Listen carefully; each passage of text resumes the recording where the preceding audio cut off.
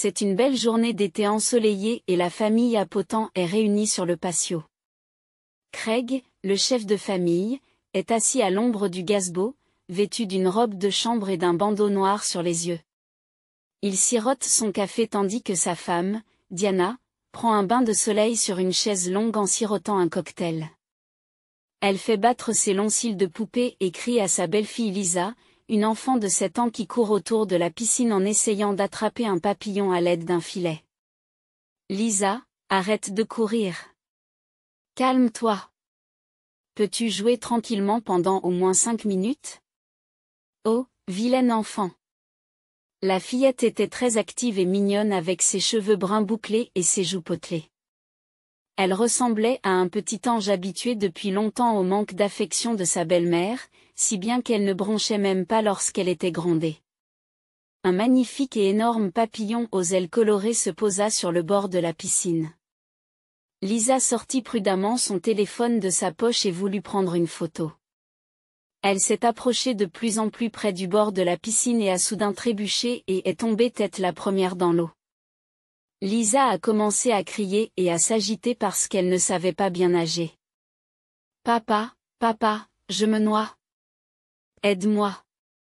Le père se précipite dans la piscine, paniqué, mais il est presque aveugle et avance très instinctivement, titubant et se rattrapant à l'espace avec ses mains. Il demande de l'aide à sa femme. Diana, tu n'entends pas? Aide Lisa, je t'en supplie, je ne vois rien. Où est-ce que je vais? Mais la femme ne se leva même pas de la chaise longue, se contentant de protester. Petite Chippie, je t'ai dit de t'asseoir tranquillement. Cela te servira de leçon. Arrête de crier, nage jusqu'au bord et sors. Allez, viens. Entendant les cris de la fillette, gardiné Peter jette sa tondeuse à gazon. Court jusqu'à la piscine et saute dans l'eau. Il a rapidement sorti la fillette de l'eau. Lisa s'est précipitée vers son père, l'a serré dans ses bras avec effroi et s'est écriée, « Papa, j'ai eu si peur.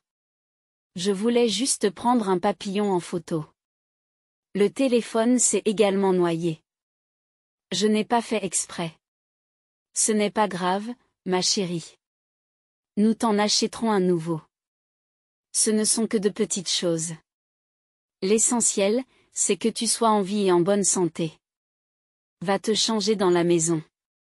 Mais s'il vous plaît, soyez plus prudent. Ne vous approchez pas du bord. Le carrelage est très glissant. Ne fais pas peur à papa comme ça. Diana est entrée dans une colère noire. Quelle mauviette tu fais. Vous auriez dû la punir pour avoir désobéi. Elle a failli se noyer et a abîmé un objet coûteux. Tu ne fais que la gâter et elle est devenue complètement folle. Quand vas-tu trouver une nounou pour ta fille? Je ne peux pas m'occuper d'elle. Elle est gâtée et insupportable. Mais Craig a vivement réprimandé Diana. Comment oses-tu? Elle est presque noyée et au lieu de l'aider, tu es restée assise ici. Merci à Peter. Lisa n'est qu'une enfant qui a perdu sa mère. Je l'aime beaucoup et tu devras l'accepter si tu veux être avec moi. Penses-tu que si tu as ton propre enfant, il ne courra pas partout et ne se comportera pas mal? Et oui, je vais certainement trouver une nounou.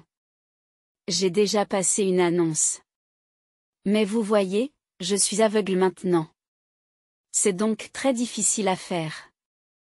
Diana s'est rendue compte qu'elle était allée trop loin et a rapidement fait marche arrière. Ne te fâche pas, ma chérie. Je t'aime beaucoup. Tu le sais bien. Mais je ne peux pas être attachée à Lisa toute la journée. J'ai une formation, un fitness, des massages et un salon de beauté. Et maintenant, en plus, tes affaires et ta fille reposent sur moi.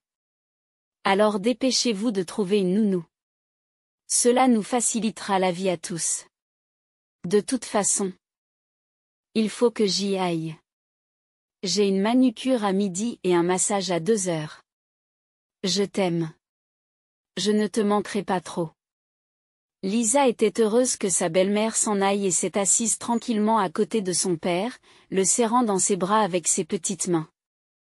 Je suis désolée, papa, je n'ai pas fait exprès. Pourquoi Diana est-elle si méchante? Elle ne nous aime pas, toi et moi. Vous ne le remarquez pas, c'est tout. Ma maman aimante me manque tellement. Et toi? Le père soupire et serre sa petite fille dans ses bras. Elle me manque aussi, ma petite. C'était la meilleure.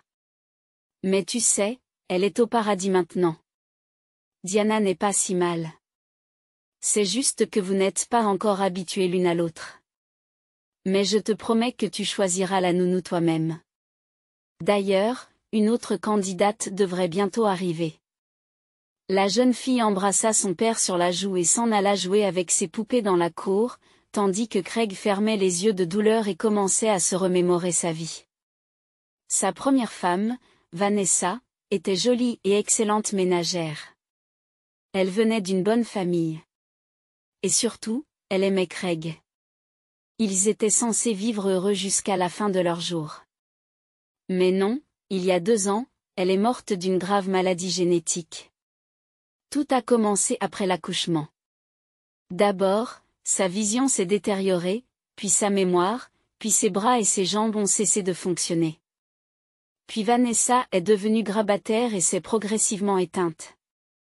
C'était si effrayant de voir une jeune et belle femme devenir une invalide sans défense. Craig hurlait littéralement d'impuissance, car il avait beau dépenser tous les médicaments du monde, il ne parvenait pas à la remettre sur pied. Après l'enterrement de Vanessa, leur fille s'est repliée sur elle-même, a pleuré pendant longtemps et pleurait encore sa mère.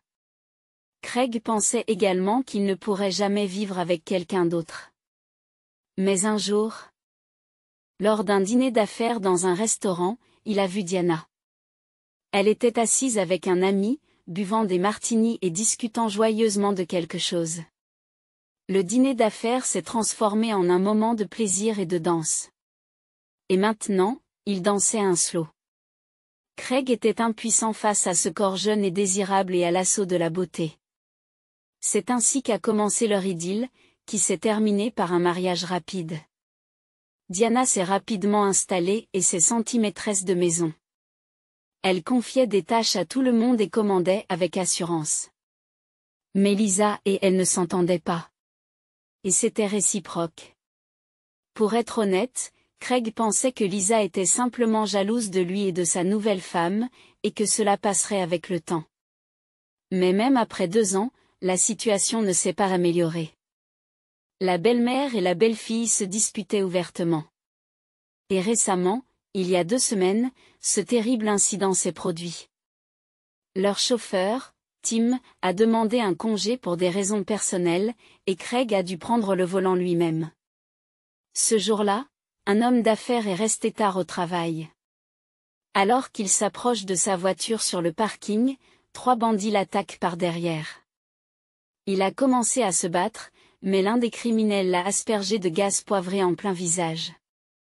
Heureusement, une voiture de patrouille qui passait par là a fait fuir les voyous. Cependant, la brûlure aux yeux s'est avérée si grave que Craig est presque devenu aveugle. Il doit désormais se promener avec des lunettes de soleil noires ou un bandeau sur les yeux pendant qu'il suit un traitement intensif. Les médecins l'ont prévenu que si les médicaments n'étaient pas efficaces, il faudrait l'opérer pour lui rendre la vue. Cela lui a donné un peu d'espoir, mais il était toujours terriblement nerveux. Craig a été pratiquement handicapé pendant un certain temps et a été contraint de rester à la maison. Le plus ennuyeux pour l'homme d'affaires, c'est qu'il ne comprend pas qui il a tant offensé. Cela faisait longtemps qu'il n'avait pas eu de conflit aussi aigu. Il devait désormais gérer l'entreprise depuis son domicile, parler à ses partenaires au téléphone et organiser des conférences en ligne. Étonnamment, sa femme, Diana, s'est rapidement impliquée dans l'entreprise et s'est lancée à corps perdu dans cette aventure. Les pensées de Craig sont interrompues par une voix agréable. « Bonjour, vous êtes Craig Appleton ? Je m'appelle Carole. Je suis venue pour le poste de nounou vacant. Je suis prévu pour 12 heures. L'homme d'affaires sourit. Il ne pouvait pas voir son interlocutrice, mais pour une raison quelconque, il a décidé qu'il s'agissait d'une jeune fille agréable. Il a commencé à poser des questions. Carole, quel âge avez-vous? Travaillez-vous depuis longtemps avec des enfants? Avez-vous des recommandations de votre emploi précédent? Et quel est votre niveau d'études? J'aime beaucoup ma fille et je veux trouver une vraie professionnelle pour elle. Carole soupire. Alors je ne vous conviendrai probablement pas. Je n'ai pas de recommandations, mais j'aime beaucoup les enfants et je suis prête à travailler pour une somme modique. J'ai déjà rencontré Lisa. C'est une fille merveilleuse. Je promets d'être avec elle tout le temps pour l'instruire. À ce moment-là, la jeune fille arrive en courant. Voyant que son père hésitait et fronçait les sourcils, elle se mit à parler gaiement en faisant un clin d'œil à Carole. Papa, choisissons Carole. Je l'aime beaucoup.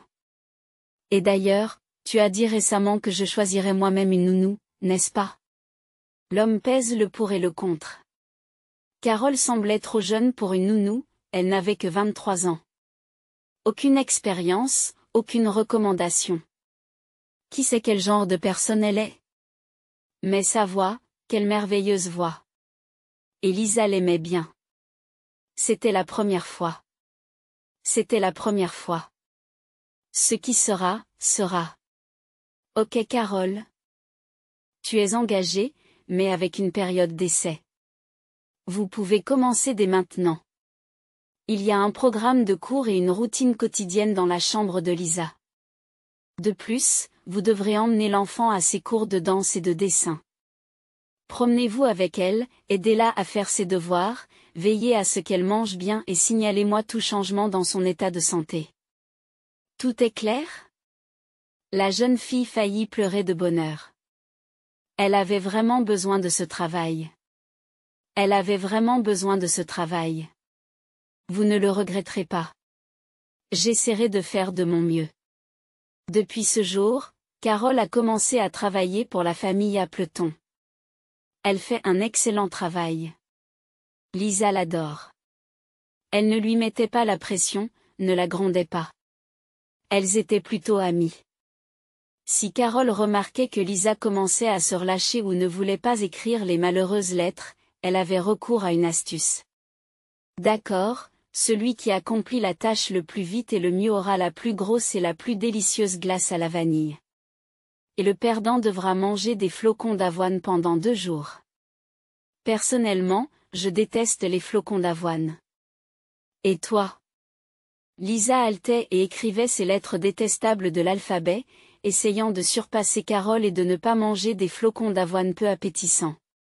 Craig était satisfait de la nouvelle nounou. Sa fille se débrouillait bien sur le plan scolaire et était de bonne humeur. Le soir, elle parlait avec enthousiasme de Carole, lui apprenant à se coiffer ou à faire du macramé. Seule Diana n'était pas enchantée par la nouvelle nounou et ne cessait de marmonner. Vous avez choisi une drôle de nounou pour Lisa. Non seulement c'est une jeune arriviste, mais en plus elle gâte votre fille plus que vous. Quel genre d'éducation est-ce là? Nous devons être plus stricts avec Lisa, sinon elle va se détendre. La fille a commencé à m'ignorer. Ou du moins, elle se mettait en colère. Mais maintenant? Elle se tait et va voir Carole. Craig rit et dit, tu ne seras satisfaite de personne, ma chère. Aucune nounou n'est mauvaise, mais avoir une nounou n'est pas non plus bon pour vous. Si Lisa est impolie, tu n'aimes pas ça. Si elle ne dit rien, c'est aussi mauvais. Peut-être que vous ne voulez tout simplement pas trouver un moyen d'entrer en contact avec l'enfant. Diana se pince les lèvres et se tait à contre-séhure, se disant, fais ce que tu veux. Mais éloigne de moi cette fille agaçante. J'en ai assez d'elle. Il y avait un piano à queue dans le manoir et Craig avait été musicien dans le passé. Parfois, il se sentait nostalgique et jouait quelques mélodies sur le piano. Mais lorsqu'il entendit Carole et Lisa jouer la valse des chiens, ensemble sur le piano et en riant joyeusement, il faillit tomber de sa chaise. Il demande à Carole, « Carole, tu joues du piano ?» Je suis agréablement surpris. J'ai aussi été musicien dans le passé. Jouer autre chose, je suis curieux d'écouter. La jeune fille rougit et répond, « Je ne suis pas une spécialiste. J'ai juste eu un bon professeur de musique à l'orphelinat. Elle m'a enseigné et m'a dit que j'avais du talent, mais j'aime vraiment la musique, surtout cette mélodie. Elle me touche au cœur. » Et Carole joua un air lent et romantique. Craig tomba littéralement dans la stupeur.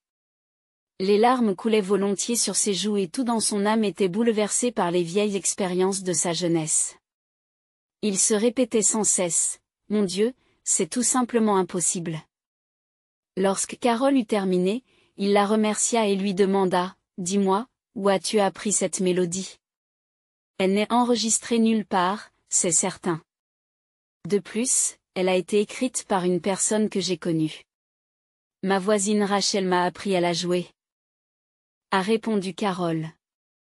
Si vous pouviez entendre comment elle joue. Mais elle a beaucoup de problèmes maintenant. On lui a enlevé son fils et elle a été licenciée sans raison. Elle est en pleine dépression. J'essaie de l'encourager du mieux que je peux. Le cœur de Craig s'emballe et ses jambes s'affaiblissent. Il demande plus de détails. Quel âge a votre voisine ? Quel est son nom de famille ? Quel âge a son fils ? Pourquoi a-t-il été enlevé ? Carole soupire. Le nom de famille de Rachel est Lesnikova. Elle a environ 30 ans. Pour être honnête, je n'ai pas demandé. Et son fils s'appelle Adam. Il a 9 ans. C'est un garçon merveilleux, intelligent et sérieux au-delà de son âge. Je ne sais pas si Rachel a été mariée ou qui est le père d'Adam, mais elle a évoqué un jour son premier amour, tragiquement raté.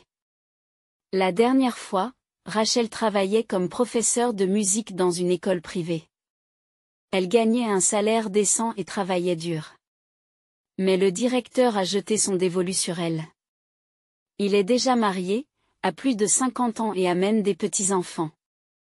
Il n'a cessé de la harceler, la menaçant, si elle n'acceptait pas de coucher avec lui, de lui rendre la vie si misérable qu'elle viendrait à quatre pattes le supplier de lui accorder son intimité. Mais Rachel n'était pas du genre à reculer. Lorsque le directeur a commencé à la tripoter sans vergogne sous sa jupe, dans son bureau, elle l'a giflé et l'a menacé d'aller voir sa femme et de faire une déclaration à la police. C'est alors que le vieux bouc est devenu fou et a fait de la vie de Rachel un véritable cauchemar. En son absence, des gens ont ouvert son appartement avec tant de précautions qu'on ne pouvait pas s'en apercevoir et ont semé le désordre en éparpillant des mégots de cigarettes et des bouteilles de whisky vides un peu partout. Et dès que Rachel entrait chez elle avec son fils, qu'elle était allée chercher à l'école, les services de l'enfance et de faux témoins faisaient irruption. Elle ne comprenait pas elle-même d'où venait ce désordre et cette saleté. Ils ont donc emmené Adam, en disant que Rachel buvait, qu'elle ne s'occupait pas de son fils, etc. Mais c'est un mensonge. Je rendais souvent visite à ma voisine, sa maison était toujours propre, je le jure. Elle ne fumait même pas, et nous ne pouvions boire un peu de vin que pour les anniversaires ou autres fêtes. Bref, Rachel était en état de choc. Elle a frappé à la porte de toutes les autorités, essayant de récupérer son fils et de prouver qu'elle avait été calomniée, mais en vain. Le directeur l'a également renvoyée de son travail et l'a même embarrassée devant tout le monde en disant qu'elle était une alcoolique, une mère irresponsable et qu'elle n'avait pas sa place à l'école.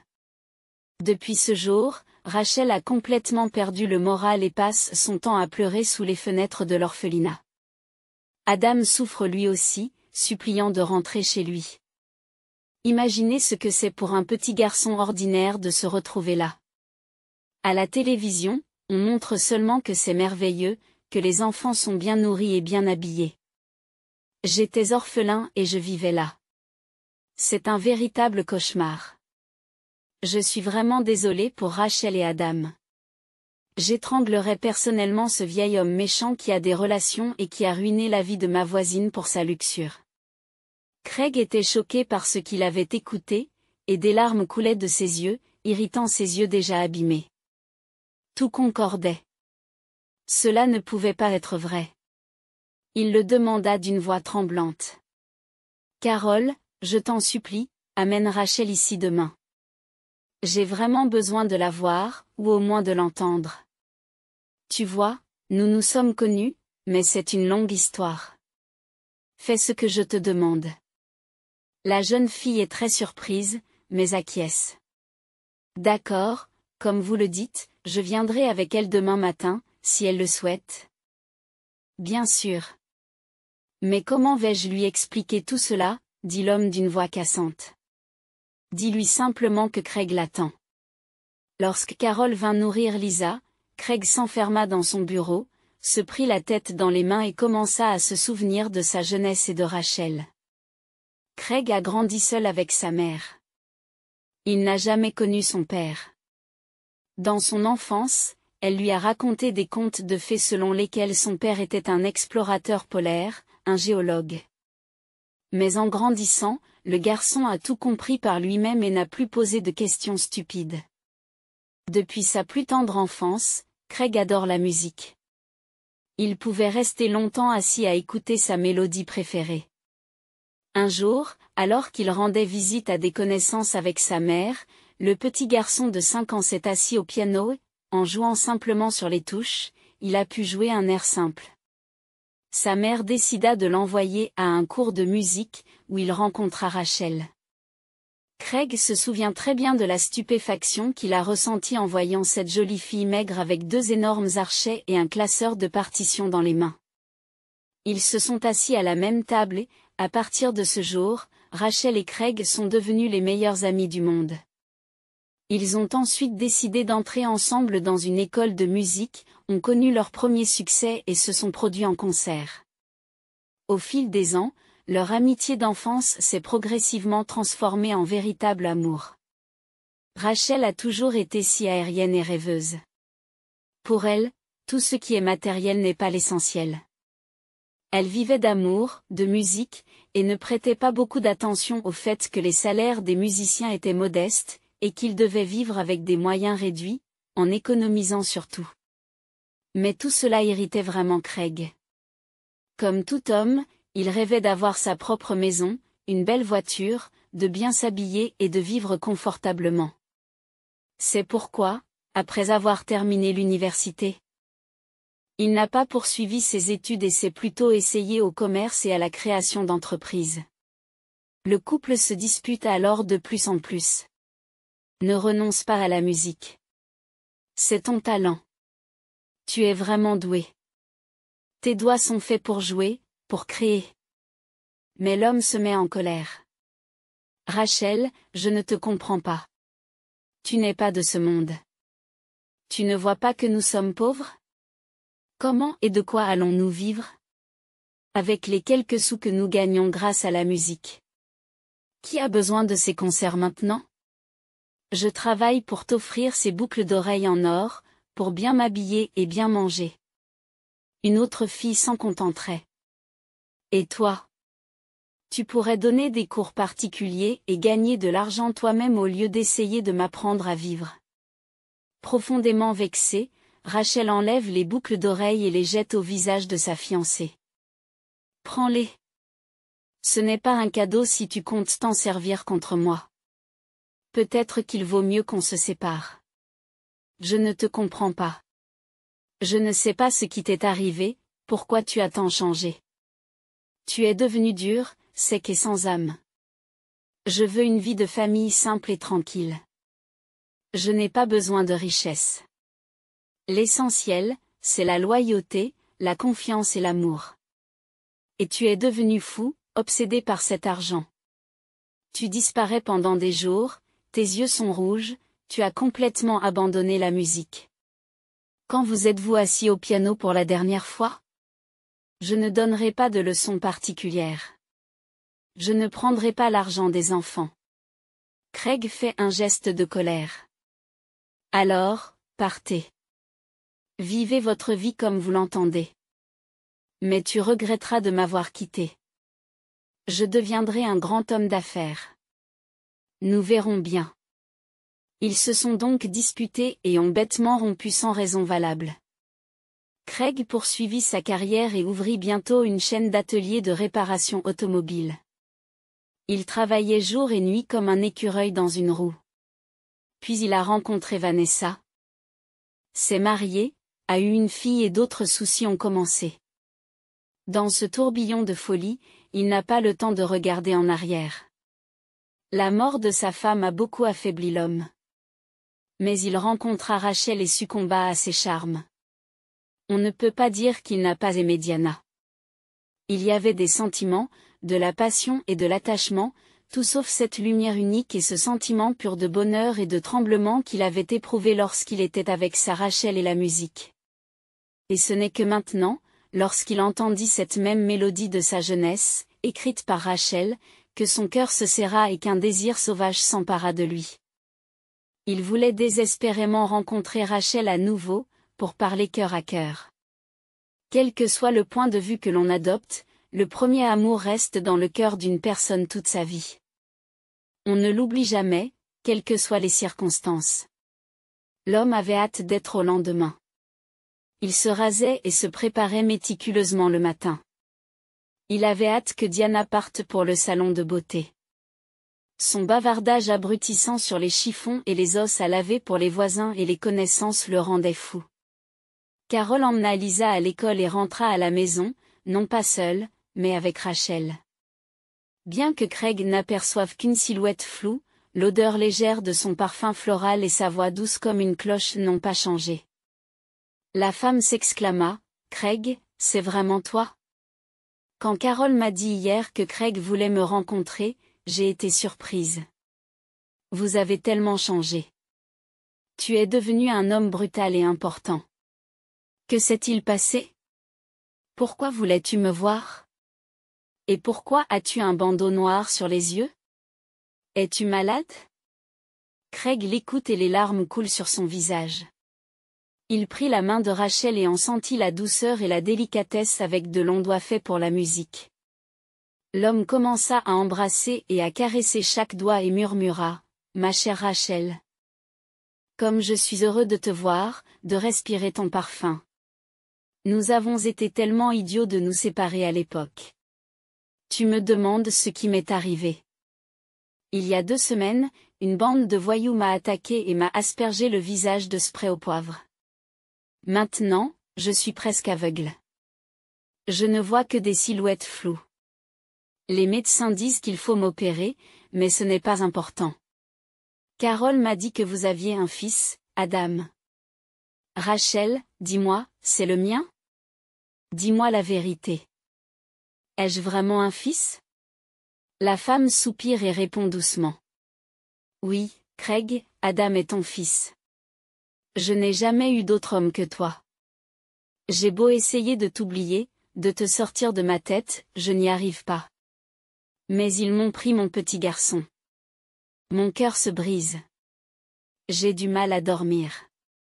Je m'assois et j'attends devant l'orphelinat, en espérant qu'il me fasse signe par la fenêtre. Que ai-je fait pour mériter tout cela? Je n'ai jamais rien fait de mal à personne. Je déteste ce bouc lubrique qui a gâché toute ma vie. Il a payé tout le monde pour me faire le plus de mal possible. Je suis tellement désespéré que je suis sur le point d'accepter ces conditions. Juste pour qu'il me rende mon fils. Il n'y a pas d'autre solution. Craig a serré sa main très fort et a failli crier. Non, n'y pense même pas. Je vais vous aider à récupérer votre fils. Donnez-moi toutes ces informations et les vôtres aussi. Je trouverai les bonnes personnes. Engagez les meilleurs avocats et ensemble, nous ferons tomber ce misérable. J'ai des relations dans la police. Vous vous souvenez d'Henry Black? Vous ne le croirez pas, mais il est déjà capitaine de police. Alors ne vous inquiétez pas. Je ramènerai Adam. Je ne laisserai pas mon fils errer dans des orphelinats. S'il te plaît, fais-moi confiance, Rachel. Tout ira bien. Je n'ai jamais rencontré quelqu'un comme toi. Et maintenant? Je ne te laisserai pas partir. Sache-le. Ils se dirent au revoir chaleureusement et Rachel reprit vraiment espoir. Craig appela Henry et celui-ci accéda rapidement à la demande de ses camarades de classe, leur proposant de réaliser l'opération. Rachel dut appeler le directeur et faire semblant d'accepter ses conditions et d'organiser une réunion. Ils lui ont donné un micro et sa tâche consistait à faire avouer tout à son patron. Ainsi, il pourra être arrêté. C'est ce qu'elle a fait. Rachel est bouleversée, mais elle est prête à tout pour son fils. Elle respire profondément et compose résolument le numéro du directeur. Il répondit à contre-séhure. Tu as fini par accepter. Fille têtue. Ou alors pourquoi appelles-tu à l'intérieur de Rachel? La colère bouillonnait et elle avait du mal à se retenir. Mais elle répondit aussi gentiment que possible. Édouard, je t'en supplie, rends-moi mon fils. Je suis d'accord pour tout. Rencontrons-nous. Dis-moi où et quand. Il sourit. Eh bien, rencontrons-nous demain à 6 heures du soir dans mon bureau. Il y a aussi un canapé confortable pour discuter. Je t'attends, mon doux petit oiseau. Rachel se sentit mal à l'aise à cause des paroles de cet homme lubrique, mais elle se ressaisit et s'habilla de façon aussi provocante que son éducation le lui permettait. Un chemisier au décolleté profond, une jupe crayon et des chaussures à talons.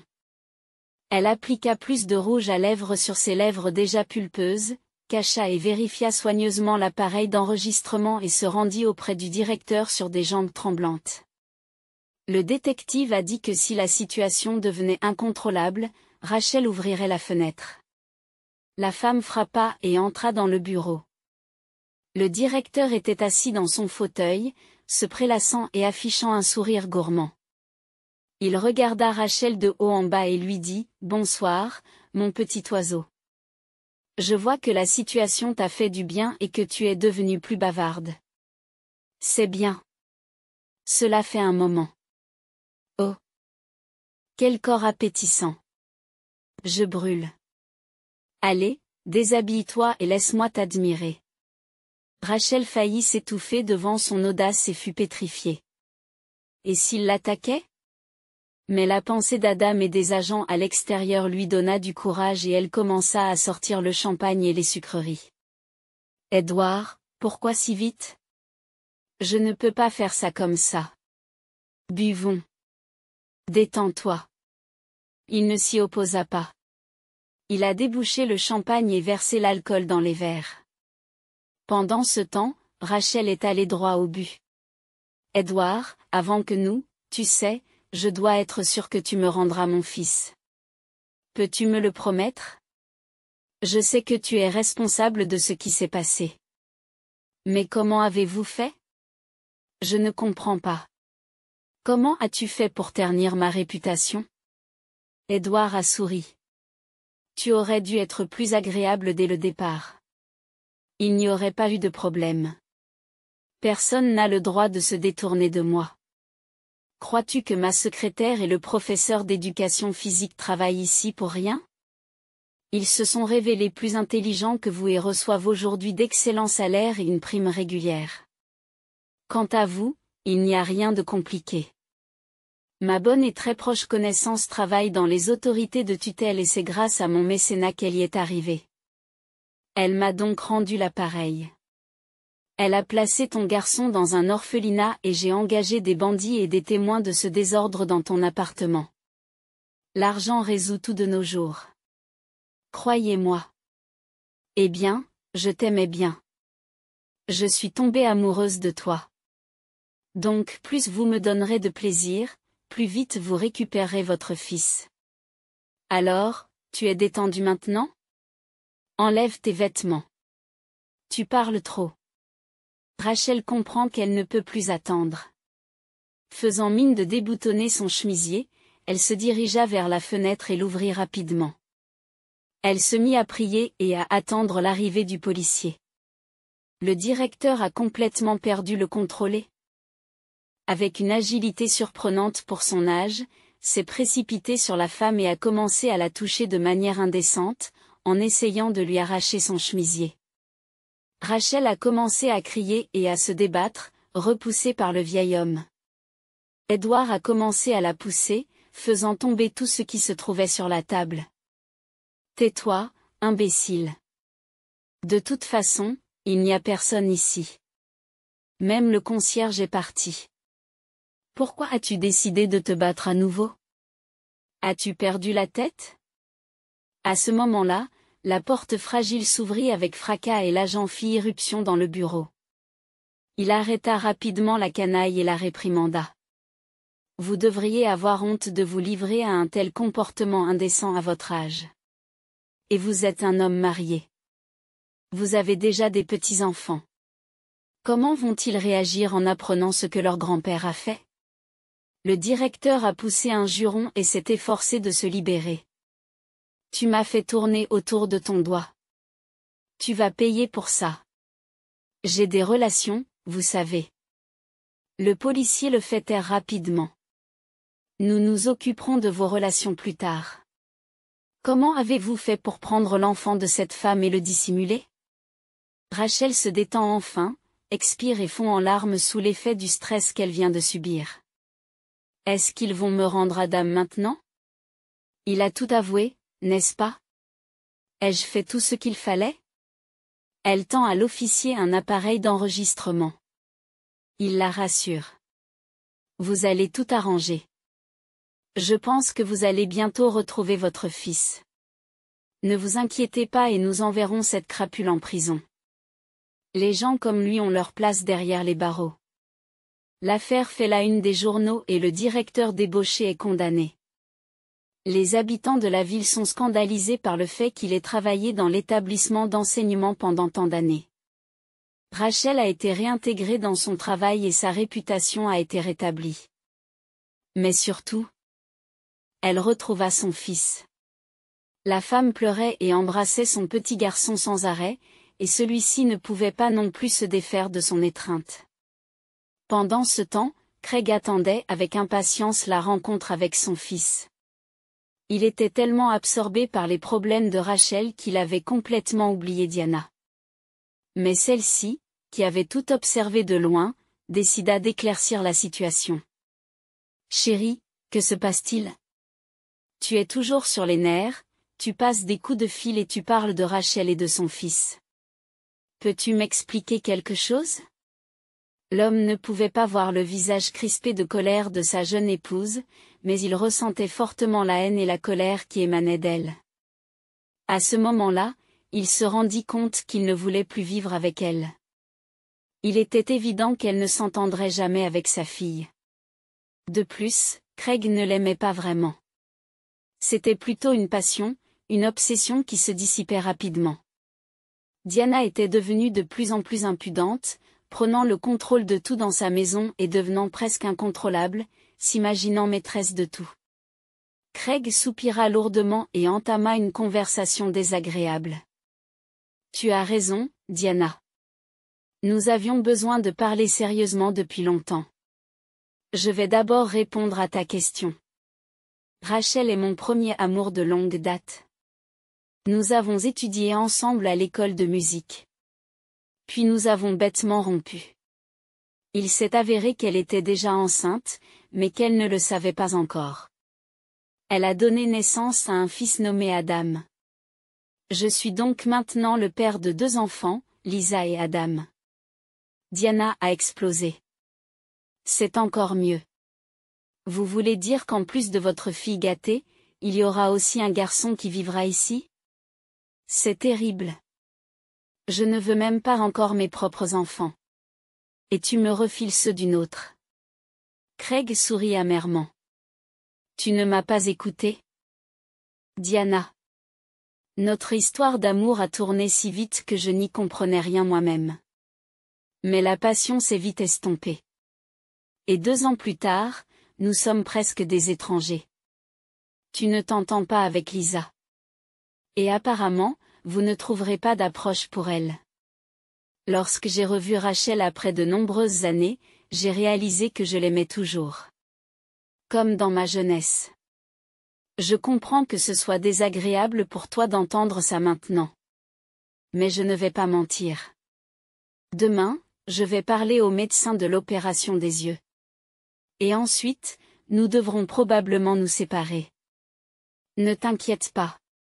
Je te laisserai l'appartement dans le quartier résidentiel et la voiture que je t'ai donnée. Et puis, eh bien, désolé, tu devras te débrouiller tout seul. Tu devras trouver un travail et vivre comme tout le monde. Diana s'est levée d'un bond et a crié d'une voix qui n'était pas la sienne. Quelle déclaration! Je suis ta femme. La moitié de tes biens et de tes affaires m'appartient. Je prendrai tout ce qui me revient de droit. Je suis reconnaissante. Je vis avec toi depuis 2 ans, je supporte ton insupportable fille. Au moins, tu pourrais me dire merci. D'ailleurs, je ne vais plus vivre avec toi non plus. Je n'ai pas besoin d'un autre fardeau sur mes épaules. Je n'ai que 25 ans. J'ai toute la vie devant moi. Je veux m'amuser. Profiter de la vie. Pas m'occuper des enfants de quelqu'un d'autre et d'un mari aveugle. Ouais, Craig n'en pouvait plus. C'est comme ça que tu parles. Quand j'étais en bonne santé, je te donnais des cadeaux, je t'achetais de l'or, j'étais un bon mari. Maintenant que je suis handicapée, je ne suis pas assez bien pour toi. Alors on peut se dire au revoir tout de suite. Je ne te garderai pas plus longtemps. Diana se rendit compte qu'elle en avait trop dit et changea de tactique. Chérie, attends. Arrêtons maintenant. Nous nous sommes toutes les deux énervées et nous en avons trop dit. Attendons que tu ailles mieux et que tu te rétablisses avant d'avoir cette conversation désagréable. D'accord. Très bien. Ne vous précipitez pas pour opérer. Le médecin a dit un mois plus tôt. Sinon, Dieu nous en préserve, il pourrait y avoir des complications. Viens vers moi. Je t'embrasserai. Mais tout cela semblait si peu sincère et si faux que l'homme s'est éloigné de sa femme et a répondu brusquement, comme tu veux. J'ai tout dit. Désolé, je dois écouter l'enregistrement de la réunion envoyée par mon adjoint. Diana quitta rapidement le bureau de l'homme, bouillante de colère. Oh, misérable invalide. Il me laisse un appartement. De quoi suis-je censé vivre? Travailler? Dieu m'en préserve. Je ne suis pas faite pour ça. Attends un peu. Je t'aurai. Vous vous souviendrez longtemps de moi. Craig n'a pas écouté sa femme et a décidé de consulter un professeur. Rachel lui a proposé de l'accompagner pour le soutenir en tant qu'amie. C'était tellement touchant et agréable. Carole et Lisa avaient leurs activités extrascolaires ce jour-là. Pendant la sculpture, elles sont rentrées tard et ont gelé.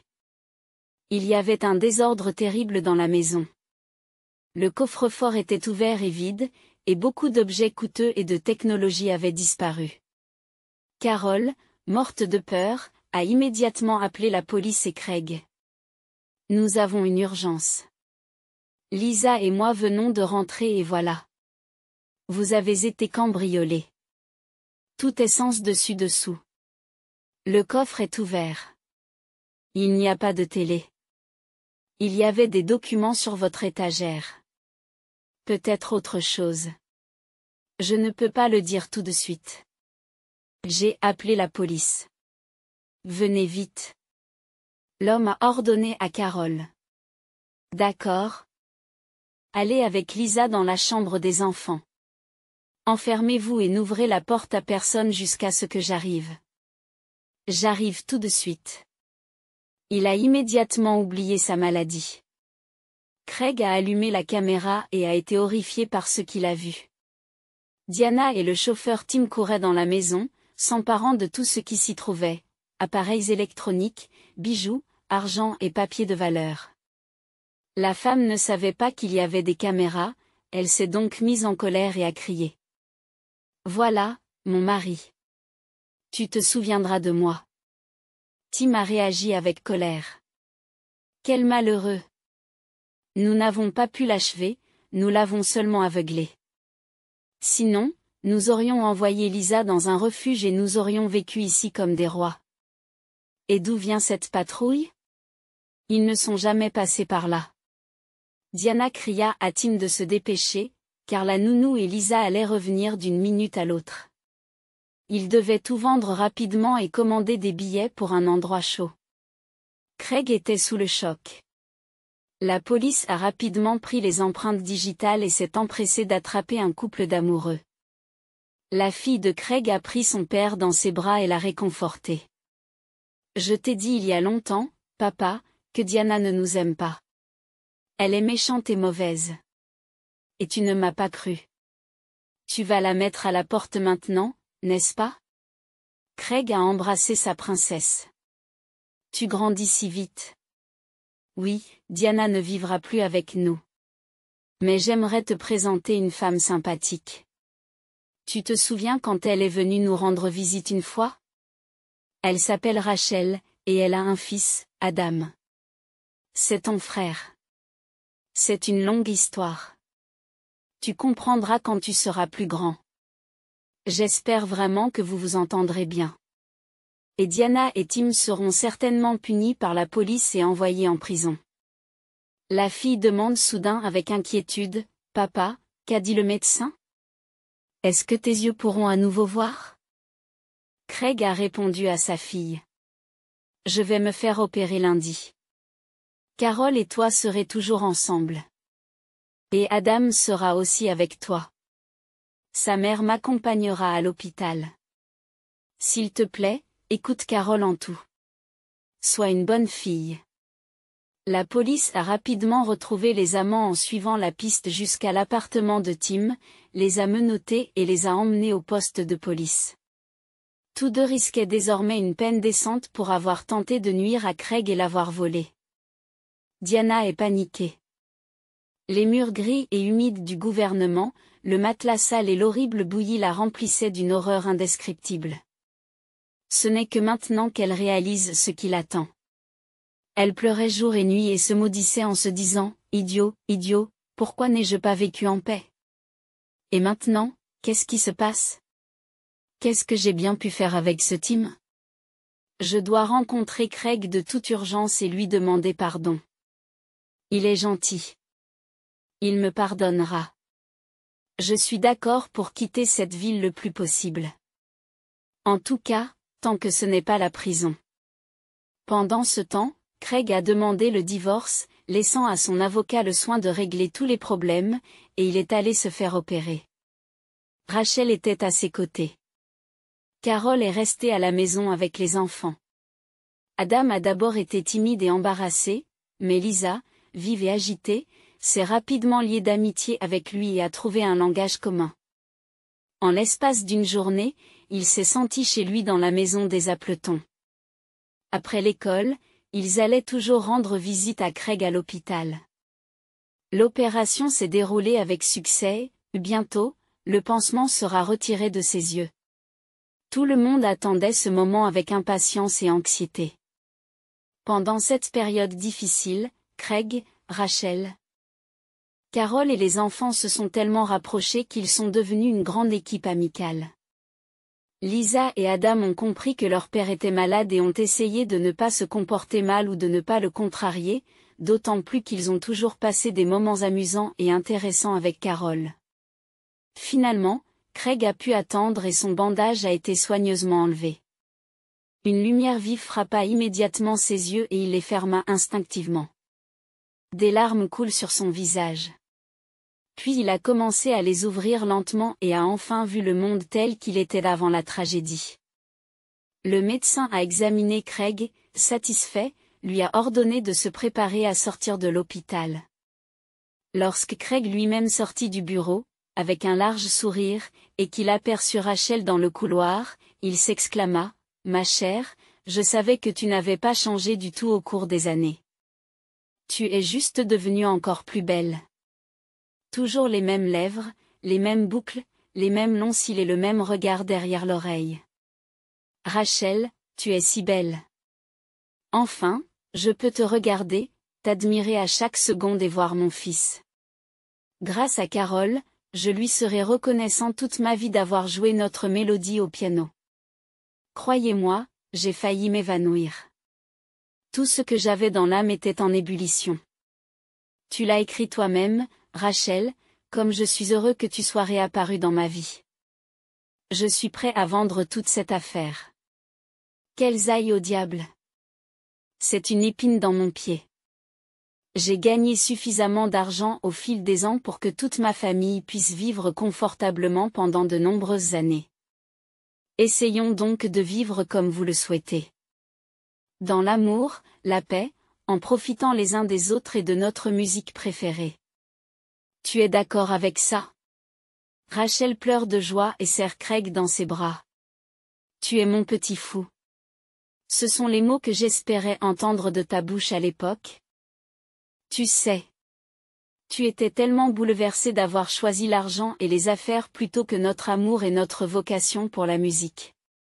Bien sûr, je suis d'accord. Je t'aime toujours. Tu te souviens de notre premier baiser? Tu m'as joué la sonate au clair de lune et nous avons passé toute la nuit à chercher la grande ours dans le ciel nocturne et à nous embrasser passionnément. Tu m'as enveloppé dans ta veste et tu m'as tenu doucement, me cachant de la pluie. Et à ce moment-là, j'étais la plus heureuse. Tu me crois? Rentrons à la maison. Tout le monde nous attend là-bas. En voyant son père sortir de la voiture avec assurance, Lisa a compris qu'il pouvait voir et s'est immédiatement précipitée vers lui. Hurrah, papa, tu es guéri. Je suis très contente. Allons-y vite. Nous t'avons préparé un tel gâteau. Tu vas l'adorer. Adam et moi avons aidé Carole. Adam se tenait timidement à l'écart, n'osant pas s'approcher de Craig. Il n'avait toujours pas parlé correctement. L'homme dit à Lisa de courir dans la maison et s'approcha lui-même du garçon. Eh bien, bonjour, mon fils. Enfin, je te vois et je peux te regarder. Eh bien, nous nous ressemblons. Les oreilles et le sourire sont bien les miens. Tu ne peux pas le nier. Est-ce que ta mère t'a dit que j'étais ton père? Je suis tellement contrariée de n'avoir rien su de toi avant, et d'avoir passé 9 ans de ta vie à côté de moi. Mais maintenant que nous nous sommes rencontrés, laisse-moi être un vrai père, la personne la plus proche. J'aimerais vraiment cela. Sache que je t'aime, mon fils. Je ne te ferai jamais de mal. Et je te soutiendrai toujours dans tout ce que tu entreprendras.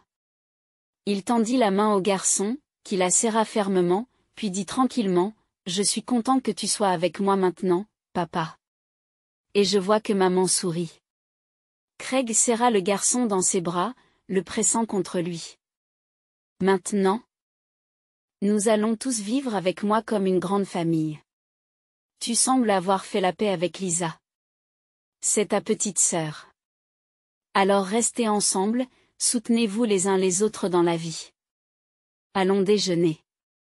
À partir de ce jour, la vie du riche homme d'affaires Craig Appleton changea radicalement. Il est devenu une personne totalement différente. De manière inattendue pour tout le monde, il vendit une entreprise aussi prospère et réussie et se consacra à sa famille et à la musique. Avec quel plaisir il s'approchait du piano tous les matins, jouant ses mélodies préférées et celles qu'il avait oubliées depuis longtemps. Il sort même un vieux cahier de musique. Rachel devint sa tutrice personnelle, et elle enseigna également aux enfants. Cela s'est très bien passé. Après tout, Rachel et Craig avaient un talent naturel colossal. Ils ont alors décidé de prendre un risque et d'ouvrir une école de musique privée. Le couple s'est marié modestement, ne voulant pas attirer l'attention sur leur vie. Ils n'avaient pas le temps pour cela, car ils ne s'admiraient et ne se regardaient pas assez l'un l'autre. Ce n'est que maintenant que Craig se rend compte que, pendant toutes ces années, il a vécu la vie de quelqu'un d'autre. Il avait choisi le mauvais travail, la mauvaise femme, et avait traîné ce fardeau par inertie. La seule chose qu'il ne regrettait pas du tout était sa fille, Lisa. Elle était son rayon de soleil, un stimulant pour vivre et créer pendant tout ce temps. Rachel s'est rapidement liée d'amitié avec Lisa, qui était d'un naturel doux, aimait les enfants et travaillait à l'école. Carol a d'abord eu peur d'être renvoyée, mais Craig et Rachel se sont empressés de la rassurer. « N'invente rien, Carol. Reste dans notre maison. Tu n'es plus une étrangère pour nous et les enfants ne peuvent pas se passer de toi. » Même avec Lisa, on ne s'ennuyait pas ici, et maintenant il y a 2 petits garnements. Tout le monde doit les surveiller. Pendant tout ce temps, Diana est restée en détention provisoire et a prié pour rencontrer Craig. Mais ce dernier ne s'est pas pressé et a fait traîner les choses jusqu'à la fin. Il voulait lui donner une bonne leçon, la dissuader à jamais de vouloir voler et tricher. La jeune femme maigrit, sa peau devient terne et sans vie. L'idée de passer les prochaines années dans cette étroitesse rendait Diana malade, et un tel désespoir et une telle nostalgie l'envahissaient. C'est pourquoi, lorsqu'on lui annonça que son ex-mari était prêt à la rencontrer, elle faillit sauter de joie. Lorsque la maigre Diana, vêtue d'un survêtement froissé et d'une touffe de cheveux gras sur la nuque, est entrée dans la cabine de négociation, il a même tressailli. La différence avec Diana était si forte qu'il savait qu'elle avait beaucoup changé. Elle avait beaucoup changé. Il ne restait plus aucune trace de l'assurance et de l'impudence qui la caractérisaient. La femme se mit à implorer calmement, les larmes aux yeux. « Pardonnez-moi, Craig. Si vous le pouvez, je sais que je suis responsable de tout. Maintenant, il ne me reste plus rien. Je vous en supplie, retirez la déclaration. Je ne veux pas aller en prison. Je meurs ici.